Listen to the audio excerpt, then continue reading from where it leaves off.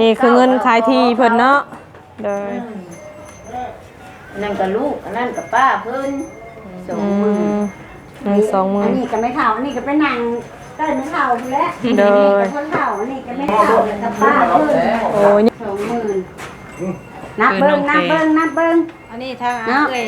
เอ้ยนางมอบเงินให้น้องแต่เนาะหรือว่าเมียนให้เพิ่นเฮ็ดบุญนะแม่โดยน้องแดงกับป้าตุ๋นเช้ามาไวเลยเด้อ20,000จ้าได้ไปยายบ้านเอ้ย20,000ได้เนาะขึ้นน่ะเด้อเรียบร้อยแล้วลูกบ้านเกิดเจ้าอยู่บ้านดงน้อยแล้วมาเอาผัวอยู่พี่เนาะเอาผัวอยู่พี่มาอยู่พี่เป็นปอกเอ็มว่าค่ะพ่อนะแม่นะเอ้ยแต่ยากเบิ่งด้วยนะที่มอบให้นี่วันที่21เนี่ยมอบคืนเนาะที่21เดือน11 2025ได้มอบเงินดังกล่าวจำนวน 20,000 บาทมอบให้แม่เลี้ยงคืนเฮ็ดบุญนำเต้วดังกลางรับรู้จากนายบ้านจบเนาะได้เนาะเอาถ่ายว่ากูจะแอคชั่นได้หลายกล่องบาททั้งขวดกับเป็นมาเรียบร้อยเนาะบัดนี้ก็มีการลายเซ็นแล้วกันพี่น้องเฮาเนาะหลายคนมาทำผู้น้ำกัน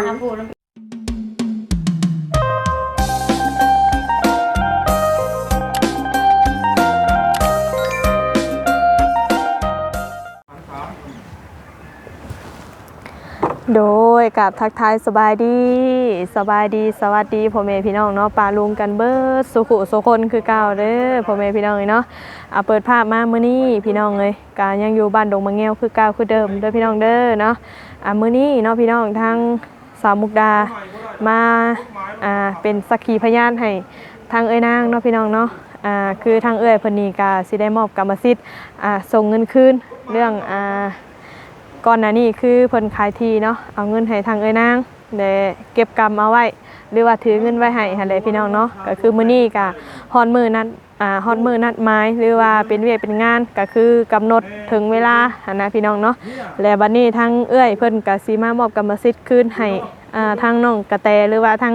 ญาติพี่น้องของน้องแต่อีกเทื่อนึงเนาะพี่น้องเนาะ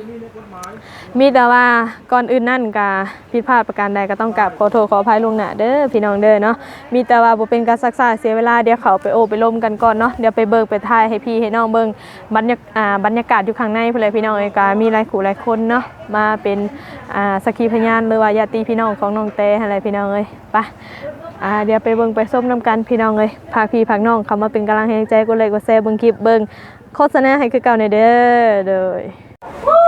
พี่น้องเนาะเปิดพามาอยู่เพื่อนพ่อบ้านเนาะให้เขาหม้อให้เขาคืนบาทนี่ใช้อันมอกงค่ะบอกไหมหม้อให้เขามอกงแล้วเงินหลายไปแล้วเงินหลายไปหลายเงินจะเงินหมอบยาหมอบข้าวครับมัน20,000ก็ถือเลข250 ล้านคนโดยถือมาเป็นทุงก็บุญยากประเภทมอบกรรมสิทธิ์คืนเงินให้เจ้าของแมนบอยนะแต่แม่โอ้สิมามอบเงินมอบคืนเพราะว่ามือเขาผากไว้กับอยู่นี่ตอนที่ผากไว้กับมาผากอยู่เพื่อนเพราะว่านี้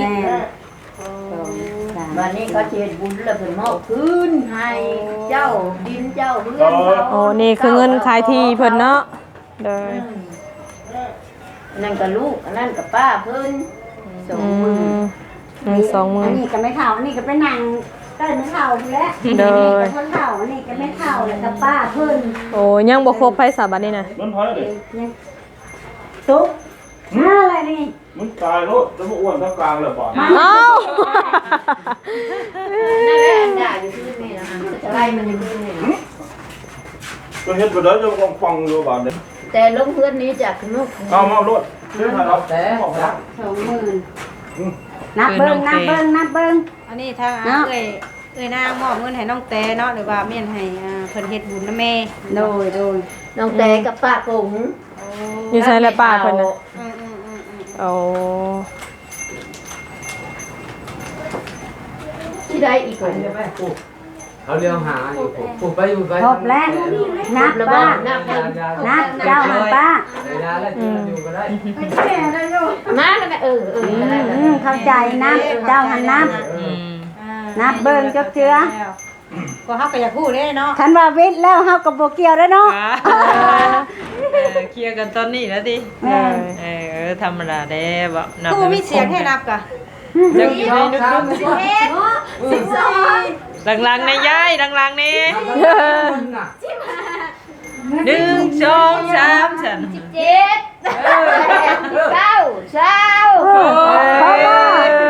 มาไวเลยเด้อ20,000จ้า เออ ได้ไปยายบ้านเอ้ย20,000ได้ มอบ เนาะ คืนน่ะเด้อ เรียบร้อยแล้ว ให้ลูกเพิ่นน่ะกับแม่เฒ่านี่แหละที่ได้เฮ็ดบุญนำนางแต๋วและผู้คนตายแล้วนั่นแล้วนางเอ้ แม่ ย น้องแต่เนาะ น้องแต่น้องตุ๊ก อันนี้แม่ เล อัน ย นี้แม่เลี้ยงมาแต่น้อย7 ปีผู้ โอ้ ผู้นั้นได้ผู้ตายนี่3 ปีไปผู้ตายนี่นะ โอ้ เรานี่เป็น ถ้า คน เพื่อน เนาะ นะป้าแม่ไปแล้วเป็นลูกน้ำพัวเพิ่นรูปร่างเรามีแม่แล้วก็ไปแต่เพิ่นนี่มันนี่ก็ค้นคว้าหาอีกก็มาหาเพิ่นอีกคือเก่าบ่ได้ทิ่มลูกเลย เออเบิ่ง แม่ หั เฮาน ได้ เลี้ยงมา แม่นแม่น คร แม่ อบครัวน ไผมันน่ะเด้เนาะ ก็ครัวเพิ่นมันคุณแม่ผู้นี้ก็มาน้ำพัวผู้นั้นไปน้ำพัวแล้วก็เลยย่าป้าเข้าไปก็มีครัวค่ะ เลย คือเจ้านี่เป็นแม่เฒ่าอยู่ค่ะแต่แม่เฒ่าแบบแม่เฒ่าเลี้ยงเนาะ ไม่เท่าเลี้ยง แม่เลี้ยง แม่ เนาะ น้า เป็นแม่เลี้ยงเนาะกับแม่ บ้าน ที่ เกิ เจ้า ดเมืองนอนเขากับบ้านปลาไหลเมืองคุ้มพุ่น โอ้เจ้า แม่ แม่ เขานี่บ่แม่น้องแต่นี่มันบ่ แม่น้องแต่นี่แล้ว แต่แม่น่ะคนในบ้านนี่เนาะ แม่นะก็ในบ้านนี่กับในบ้านนี่แหละอยู่ดังน้อยหัวคำผู้มาน้ำพ่อน้ำแม่ โอ้อยู่พุ่นบ่ เออ โดยโดย ว่า โด จะ ย มาอย่างกุ้นหน้าอยู่ในเฮาว่าอยู่ใน ก็รู้จักกันรู้จัก หน้าตาเฮาเคยเห็นเฮามาอยู่ เอ พู อ ดแล้ว เพิ่นซอยเจ้าไปจ้ะ กับพี่น้องเขาบ่าวาดบ่าวาชาเจียมชาปิ่นอยู่พูดแล้วไอ้น้องกันอยู่บ้านน้องน้อยพูดแล้ว ก็คือบ้านเกิดเจ้าอยู่บ้านดงน้อยแล้วมาเอาผัวอยู่พี่เนาะ เอาผัวดิพี่ มาอยู่พี่ เป็นปอก เอ็งว่าวค่ะ พ่อนะแม่นะเอ้ยไม่ได้เป็น ว่าเลยว่าเนาะ ในบ้านคือว่าแบบนั้น ว่าวนย่านแท้ว่ะ มานะพ่อนะแม่ เด้อ แม่มาแล้วมาน้ำพ่อได้พ่อแม่ เห็นว่ามาอยู่บ้านดงแง่เราคิดแต่เดียวเนาะ ยันมีคนคิดขึ้นเล่าแล้วแต่แม่ มัน คือ โผล่ กัน แห้งร้ายหรอปอก เอ้า เดี๋ยวเด้อบอกเด้อทำพูดเลยเด้อ เด้อ เอาอ่านเบิ่งทางเอ้ยนางเพิ่นอ่านเบิ่ง ไปเบิ่งด้วยนะ 21เด้อวันที่มอบให้นี่วันที่21เนี่ยมอบคืนเนาะที่21เดือน11 2025ได้มอบเงินดังกล่าวจำนวน 20,000 บาทมอบให้แม่เลี้ยงคืนเฮ็ดบุญนำเต้วดังกล่าวรับรู้จากนายบ้านจบเนาะ โดยโดย เด้อ ได้เนาะเอาถ่ายโอ้ยกูจะแอคชั่นได้หลายกล้องแล้ว แน่เนาะมาในบ้านจำนวนนี้ได้ ถ่ายให้เพิ่นแน่ว่า เอามายืนน้ำกันบัดนี้ทั้งแม่นางแล้วก็ทั้งแม่แล้วก็ทั้งน้องแต่น่ะเนาะจับเงินแล้วก็อันทางเอ้ยนั่นน่ะจับใบกรรมสิทธิ์ ยังปีกได้ยังปีก เออ เพื่อนที่อยู่เนี่ย ได้ ครับระบบเงินนะว่ามัน 1 2 3โอเค เป็นหลักฐาน โดย 1 2 3 โดยตอนมือที่ว่าเลยอ้าวเก๊กงามๆ โอเค ปกติเนาะไผเงินชั้นมาได้จับเงิน 20,000 บาทให้ว่าเนาะ ว่าทั้งขวดก็เป็นว่าเรียบร้อยเนาะบัดนี้ก็มีการลายเซ็นแล้วก็ ผิวของแห้ง พี่น้องเฮาเนาะหลายคนมาทำผู้น้ำกัน ทำผู้น้ำ โด กัน ย แม่นเพราะว่าเฮา ก็ได้มอบเงิน ได้ จำ ม น อ ว บ น เขา นี้ คื แล้ว นแล้วจำนวนที่กับผากไว้น้ำข่อยแต่เมื่อก่อนเนาะ 20,000 โดย ได้ส่งให้กับน้องกระแตและกับแม่เฒ่าเพิ่น โดย ป้าเพิ่นที่เรียบร้อยบัดนี้ โดย คือว่าเบิดกับเฮา โล่ง เนาะ แล้วบัดนี้เนาะแม่นาง เมื่อกี้ให้ย่าเป็นโทษเป็นหนี้อยู่แล้วเนาะ แม่ เอ้ยเนาะ เพราะว่าถือเงินเพิ่นเนาะ ระวังอยู่ได้เนาะ แม่ก็ถามมันเสียมันนั่นเฮาก็ได้รับผิดชอบแม่นว่า โดย บัดนี้เฮาก็ถือว่ามันก็โล่งใจเนาะเฮาก็ได้เป็นแม่ให้เขาแบบได้ถือเงินให้เขาผู้หนึงอะนะบ่ได้ให้เขาเฮ็ดบุญเฮ็ดชินน้ำแม่เขา มันมีคนบาง ดี ซะ มอก เนาะ ดีใจแหละ โดย นั่นแหละห้วย โด น้อง ยตั้งมุกตั้งใจเนาะอีหล่าเอ้ยบัดนี้ซอยกันบัดนี้เนาะเฮ็ดเวียกเฮ็ดงานให้มันจบมันสิ้นบัดนี้ ได้บ่บัดนี้จันเจ้ามาได้บัดนี้ เบาเลย ยังบ่ทันเบาแล้วกำลังนักแล้วสำนี้เนาะ ใจเลยเนาะไปสินั่งไปทางใดก็นั่งมุกนักใจแล้วแม่บ่ทันแจกข้าว เฮ็ดวิดวางเฮ็ดแล้วก็วิดวางแล้วก็เบาดอกไทเจ้าก็ไปทางใดก็บ่ได้ห่วงบัดนี้ ว่าเฮาก็ยังบ่ทันได้กินข้าวบ่เนาะ บ่ยังไปนำงัวมา โอ้งอพ่อบ้านเสียบ่ ว่าว่าเสียบ่ พวกมันหมดดึกแล้วตัว2-3หลังนี่ อืม ฉันบอก เลยคือตอนนี้ก็มอบเป็นที่เฮียมห้อย ตอนนี้ค่ะคือเงินเฮ็ดบุญน่ะงบประมาณ 20,000เนาะล่ะเนาะ แม่เราประมาณ 20,000นี่ 20,000น่ะ โอ้ แต่บ่พอ 20,000ถ้วนเลยเนาะ หลายพุทธ อืม มีได้บ่พออีกว่าทางในบ้านว่า ถ้าวันนี้พอน่ะ200,000มันก็ยังบ่พอ แม่น เฮ็ดมันพอ20,000เหลือ เฮาเฮ็ดพ่อนั่นลูกมาเรียกนั่นแผ่น้องใกล้ๆแล้วเฮ้อ อันเรื่องเงินนั่นก็แนะนำเจ้าเองบอกกับลูกกับหลานเจ้าเองเด้อเรื่องแบบว่ากองบุญแบบว่าผู้ชอบผู้ชาหันกะคอยหันถามแล้วละ1,500เพิ่นเล่าน่ะเพิ่นไล่เป็นเงินบาทเลย แยกตัวนี้แล้วอ๋อ โดย ไม่กระทากันแยกเนาะ โดย ตัวนี้ไปหันตัวนี้ไปหน้าตัวนี้ไปให้ตัวนี้มาบ้าน อัน เนาะ นี้เราก็จักทางแยก เลือกจากหันนะชื่อพักชื่อมีของกินของอยากมาบัด เลย ซื้อข้าวปุ้นเนาะมันจังสี เรา นั่น เท้า เนาะ ด้วย ฮะ เบียร์บ่เอา ก็ไอ้ยันควาย บ่มีได้เบียร์หันได้ เป็นมาเหล่าข้าว เบียร์นั้นเป็นหยังเราบ่ให้เอามันเปลือง ทางเอาหาไปยายบ้านแนะนำข้าวได้ กินแต่ว่าไว้เดี๋ยวมันบ่เปื้อนเนาะ ว่าไปยายบ้านเพิ่นแนะนำข้าวได้ เอาเห็ดงานกันไว้นั่นบ่ายๆจังไงฮะกับพ่อ เฮ็ดประหยัดเอาแล้ว นั่นเลย เอาไว้เฮ็ดหลายเดี๋ยว200,000ก็ยังบ่พอเลย แม่ความเรา เฮ็ดให้พ่อคนนี่โอ้ยหน่อยแล้ว แต่ว่าชีวิตใหญ่เติมแล้วเขาผัดขายแล้วเขาผัดกันกันไปเบิดผลยังเหลือเท่า บ่ แก่ จำเป็นต้องเฮ็ดไงไปละ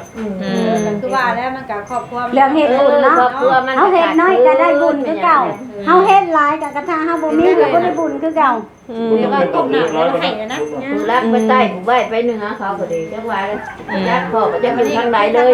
ยากเนาะ พ่อก็จะไปทางใดเลยบ่เห็นเลยเด้อ บ่ได้มาเลยเนาะทางพ่อนั่นกัน โดยก็แล้วแต่เพิ่นนั่นแหละเนาะทั้งที่ก็เพราะว่าน้องกระแตเพิ่นก็ดิ้งน้อยก็ต้องมอบให้ป้าก็ไม่เท่า แม่นแล้ว ว่าต้องให้ผู้ใหญ่ แม่น ถ้าพูดนะ แม่นต้องให้เพิ่น น่าจะน่า จัดการเลยว่าเฮ็ดหยังเฮ็ดหยังเนาะเพราะว่าเฮาดิ้งน้อยเฮาบ่จักแน่สิชื่อแม่นบ่ว่า ถ้าต้องมอบให้ผู้ใหญ่ เพราะว่ามักเพชรเป็นนัวเฮาสิฮู้บ่เฮาบ่ฮู้ซ้ำนี่บ่ฮู้มีแต่ผู้ใหญ่จังสิฮู้ว่าตัวนั้นตัวนี้แนวมันสิเฮ็ดเรื่องบุญมันก็บ่แม่นสิเรื่องน้อยเนาะ เลย มันเรื่องใหญ่อยู่แล้ว โอ้ยเฮ็ดบุญนี่มันเป็นตั้งว่าเบิดหลายดีเนาะเงิน20,000นี่ก็เพิ่นอาจสิบ่พอ แม่นแม่น ว่าทุกสิ่งทุกอย่างอีหยังมันก็แพงเด้ ยังชาวเต้นอีกค่ะ ชาวเต้นก็ ยังบ่ฮู้ยังบ่ฮู้ปัดน้ำกินอีก ราคา เราต้องซื้อน้ำกินอีก ถามผู้เคยเห็นแล้ว หาคนหลายปานนั้นบ่ซะละ หาในแถวบ้านใกล้ๆ แถวบ้านเจ้าก็ต้องใช้เต้นอยู่แล้วเนาะ เลย สิไปให้เพิ่นนั่งใช้เอ้ากินข้าวจังว่าย่อข้าว ผู้สาวนั่งในคลินิกได้ทำ มันประชาติกับมันบ่มีปลูกอีก ซ้ำเฮามีเนาะ ซ้ำเฮามี แต่แม่ความเราอยู่บ่มีสระเนาะก็ ใช่ ยาก สาระสาระเราแลดังเต้นนี่เนาะบัดยามลมยามหยังสิผัดพอแต่นางกินนับซี่แซ่บๆบัดขี้พุ่นโหไว้เนาะ จักเต้นนึงเนาะยัง เน บ่ อะ ได้เนาะ แม่นแม่น เต้นหนึงก็โอเคแล้ว2เต้นกับปองบุญเนาะเอ้ยเนาะ แม่นแม่นขอยก็ว่าเอาซ้ำนั่นก็โอเคแล้ว มันสุดเท่าใดค่ะจูพี่น่ะ เคยบอก ค่อยก็เคยเช่าแต่กี้แบบว่าเฮาบ่ได้เอาแนวอื่นเอาแต่ชุดอันเต้นกับอันนั้นหั่นคือว่า300,000บ่ อืม ประมาณนั้นแหละ ซ้ำกันเนาะกับมาบ่ และมียังแน่คือว่าประมาณหันเนาะลุงตอนนั้นได้แต่บ่ฮู้ตอนนี้ มื้ออื่นได้เนาะเริ่มสร้างแม่นบ่ล่ะ แม่นมันก็ต้องสั่งแต่มื้ออื่นอยู่แล้ว คนมาโมมาทานน้ำแน่แล้วเนาะ บ่เพราะว่ามื้ออื่นเฮาก็ต้มดิต้องสั่งมาแต่มื้ออื่นอยู่แล้ว ต้องกลางมื้ออื่นแล้ว ตื่นมากับเป็นวันอาทิตย์เฮาก็ได้ย่อตอนเช้าอยู่แล้ว ก็ไปสักอนิจจามาแล้วก็ซีเที่ยงบ่ายๆเฮาก็ลง ไม่ตู้เราพูดนะไม่ตู้เรา โอ้ยคนเฒ่าคนแก่เด้อเนาะ มันก็เป็นคนชองชั้นเลยลูก โอ้ เลย ผู้แน่แล้ว กาอาศัยไม่เท่าหั่นแหละผู้เป็นรักเป็นแรงเนาะเบิ่งลูกเบิ่งหลานหั่นแหละไม่เท่าเอ้ย แล้วตู้เลิกใส่ตู้นะ แล้วแหละลูกหลานน่ะ เอาบุญนำกัน แหละเขาบ่ฮอดก็เห็นบุญเหรอกินทานได้ยินก็เห็น แม่นกำลังอยู่ อ้าวว่าซั่นมาดิ อ้าวเนาะแน่ลูกหลานบ่ฮอดก็ น้องเต้บ่ได้ฮอดบ่ซะน้อง อัน เต้ นั้นคือฮอดมาตู้แล้วบาทนึง เด้อแม่มาเฮ็ดบุญแม่ได้บัดนี้มาฮอดเลยได้บัดนี้นะ พอถึงในตอนหน้าได้นี่ติ ถึงในต้นหน้าเลยได้บัดนี้ แล้วบัดนี้เฮ็ดหูบ่ตาหนวกบ่ได้แล้วบัดนี้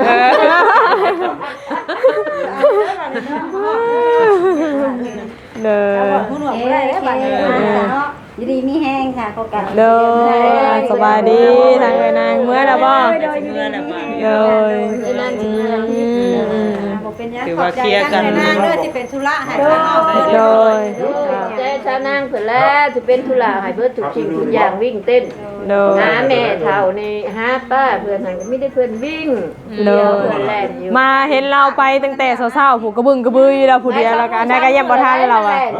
โดย จะมาป้าจะมาป้า แต่คิดว่าได้เนาะเราก็ซอยกันไปแล้วก็ คันอยากยังโทรรถบ่ต้องนัดกูหรอกว่ะโทรแล้วก็มาเองบ่ให้น้ำให้น้ำมันไปน้ำหลุดน้ำลาง อแม่นเลยมีแต่ว่า เรียบร้อยเนาะน้องเต เตรียมงานมือเนาะเริ่มแล้วมือนี่ห่อข้าวต้มข้าวตาบคนก็เริ่มมาตุ่มมาโฮมเลยเนาะของอยู่ของกินเนี่ยเขาก็ต้องได้ยอด2 มื้อได้เนาะมื้ออื่น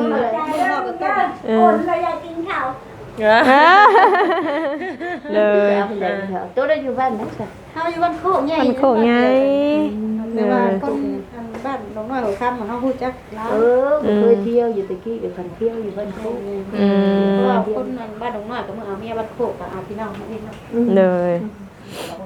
ไปมาหาสู่กันเนาะ เลย เตียงก็ใหญ่จะพุ่นเธอพุ่นชาปีกูจะได้ใหญ่นี่แกบ้านเล็กน้อย มีครอบครัวได้สิได้ย้ายออกมาเนาะ มาอยู่นี่จักปีเลย โอ้หลายปีเลยจะกี่ว่าจะปีพอก็จนตายเบิดแม่ก็จนตายเบิ จะ ด ได้ลูกจะได้หลานจะได้โหลดได้เด็กเนาะ มาอยู่พี่กับมีไฮมีหน้าอยู่ว่าไม่ถาม ก็มีเบิดแล้วเนาะมาแต่โดน มา เลย ก่อนได้เบิดลูกเก่าเพื่อนชัน ซื้อไว้เนาะก็ดีแล้วเนาะ เดือนที่เนี่ยก็ได้เบิด ก็ดีแล้วเนาะ ใช่ละลูกจำใจแม่ก็มีวันที่ ป้าจะเฮา กับใจ ไปสังใดกลับป้าเด้อสละเด้อ เลย มีแต่กับป้าไม่ตู้ได้แล้วตู้เด้อ พาไปตู้ฮะแล้วเดินไปตู้เด้อเบิ่งน้ำลูกน้ำหลานในให้ได้เด็กน้อยก็บ่ได้ฮู้ได้ แล้วจนทั่วไปนั่นเด้อ แน่ใดบ่ฮู้ก็บอกลูกบอกหลานแน่เด็กน้อยเขาบ่ได้ฮู้ได้เรื่องเวียกเรื่องงานเนาะนอกจากเฮาสั่งความ ฟังแม่ให้นะ บ่ทันใจแตกเวียกบ่เป็นเวียกก็ใส่แล้วแล้วเนาะ ยังดีแน่น้องเพิ่นก็ยังอยากคิดเฮ็ดบุญเฮ็ดหยังนำแม่เนาะ เลย หรือว่าเป็นผู้ใหญ่ ให้ คน แล้ว นึง คน แล้ว นี้โมเมนต์บ่ให้เขา ตุ้มคืนนี้จัดเต็มเลย เพื่อนนี่ตุ๊กก็เอาว่าก็บ่ได้ว่าไม่เท่าอยู่หันอยู่นี่ก็บ่ได้ว่ามาใส่คือนี่จัดเต็มเลย จัดสุดใหญ่ เป็น เลย อะไรเขาแบบบ่นับถือ ใช้น้องตุ๊กมานั่งพี่ลูกหล่ะพี่มานั่งพี่ ได้เขาแบบเฉยเลยน้ำป้าน้ำแม่เฒ่าเขาบ่วุ่นวายนะเขาจับไปหน้าเลยแล้วกันจะว่าป้าเขาไปปล่อยเขาไปนะ เพราะว่าเฮาเลี้ยงลูกหลานเลี้ยงได้แต่กระโตเนาะตู้เนาะอาจจะเลี้ยงจิตใจเขาบ่ ปี ได้ กกาขาแข็งแล้ว บ่ได้เลยปีกก้าคาแข็งกับบ่ให้เฮ็ดได้ล่ะเอ้ยเหงาพ่อเหงาแม่จะได้นี่เนาะเป็นผู้รักผู้ใหญ่พื้นฐานให้เจ้าได้นี่นะ เป็นหนี้เป็นหายก็พอได้เว้า ลูกใจตอนเพิ่นสิคลอดลูก แล้วแม่มันตายน้อยแฮงเพิ่นว่าเอาผัวแหละ คนกระโตน้อย คน ซะ 12 เจอหน่อยคนคือ แม่นแหละ 13บ่เพิ่นนี่14บาท คันคลอดได้ใครแน่เนาะคันย่านถึกปาดถึงหยังเนาะโอ้ยพอแฮงนี่ คนนี้ก็เป็นเอื้อเนี่ยฮะก็15 ปีนะ มัน หากันใหญ่ฮะก็เป็น4 ปี เนาะ ก็เป็นเพศเนาะ ฮะก็เป็นเพศน้อยนึงปีกานี่ขี้โมงยังปลงอยู่ ได้สาระอยากได้เนาะ อยู่ใช้มาอยู่คืนนี่ มัน อยู่ ก็ทำในห้อง14นะ ให้นอนพี่ก่อนนอนไปทาง มีแต่ว่าเฮาก็ขอขอบใจแม่ตู้เด้อตู้เด้อเนาะ อยู่ดีเป็นแห้งนะ กับป้าได้เด้อล่ะเด้อ เล แต่ ย เศร้าได้กลับปะก่อนบัดนี้เนาะ เลย โอ้ยดีมุกดีใจนำน้องแต่ว่า คอยสำเร็จลุล่วงไปนำ มื้ออื่นอย่าลืมได้ห่อข้าวต้ม มื้อ 2 ซาว ปลูก 3 ให้ ซาว ไม้เด้อมื้อมา เป็นห่วงตำมังหุ่งหั่นนะ สาไรแล้ว แม่ครัว ชนะเอาอยากใช้ โอ้ แม่ครัวว่ะ ได้น้อยหรอกใช่ผู้ยัง เนาะสลัดได้น้องแต่นี่ มาห่อข้าวต้มมื้ออื่นมาเป็น3 ซาวเด้อ อันนี้ ว่าง่ายๆกับบ่แม่นว่าหยังนะคิดฮอดตามบังพุ่ง มันแซ่บมื้อตำน้อย2โคกกับโคกน้อยๆ1บาท เอาโคกยังไงเตรียมไว้แล้วบ่ เตรียมไว้แล้วไม่เอามามื้อนี้ จัดไป เตรียม ซะ ไว้ หน่อย เรียบร้อย โอเคสนอมีแต่ว่าเดี๋ยวเพิ่นใดก็มีสิโทรมาหาพี่นึงเด้อเดี๋ยวมากับว่าบ่ได้เนาะตู้เนาะ แม่น ที่อาจจะมีเวียกกระตุ้มปั๊บคเดียวเลยซะเนาะ มันคนไปก่อนสิว่านี่ตัวเอ้ย คนทั้งหมดมือตั้งบุญบ่ให้ผิดพลาดได้มือนะ โอ้สำคัญเด้อน่ะเนาะ เออ ผิดพลาดก็มาแต่เช้าแน่นอน เออ ท่านชิ้นหมูชิ้น ว่า เอ จัง อ ซั่น เดี๋ยวสิจงไว้ให้ดอก เอามาสวยแล้วบ่ทันบ่ ยันมันก็ทัน โอ้ยเนาะ ตามหูบ่เฮือน กินหยังก็ได้ โอ้ยตอนนั้นแล้วแซ่บไม่เท่าเอ้ย เนาะ มันออกมันนา เอ เนาะ อสิ้นหมูนี่บ่อยากปานใดดอกสิ้นหมู กินหยังก็ได้ แกงหน่อไม้เองแซ่บเนาะแกงหน่อไม้เด้อ สบายดี กลับป่าเด้อโดยอยู่ดีมีเฮงกลับป่าเด้อทางพ่อบ้านเฮานั่นก็ได้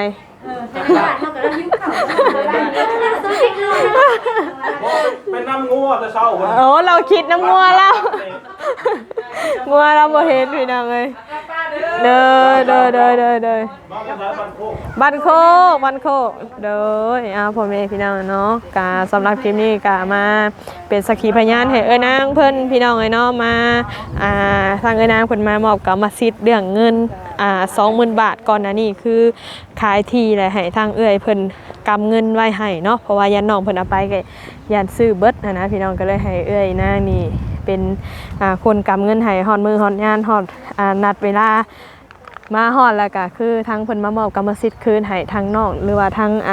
รักผู้ใหญ่ทางน้องแต่เพิ่นเนาะให้เพิ่นดำเนินการเรื่องเวียกเรื่องงานเพิ่นพี่น้องเอ้ยมีแต่ว่าสำหรับคลิปนี้การผิดพลาดประการใดก็ต้องกราบขอโทษขออภัยหลายๆเด้อพี่น้องเด้อสำหรับคลิปนี้ลาไปก่อนพี่น้องสบายดี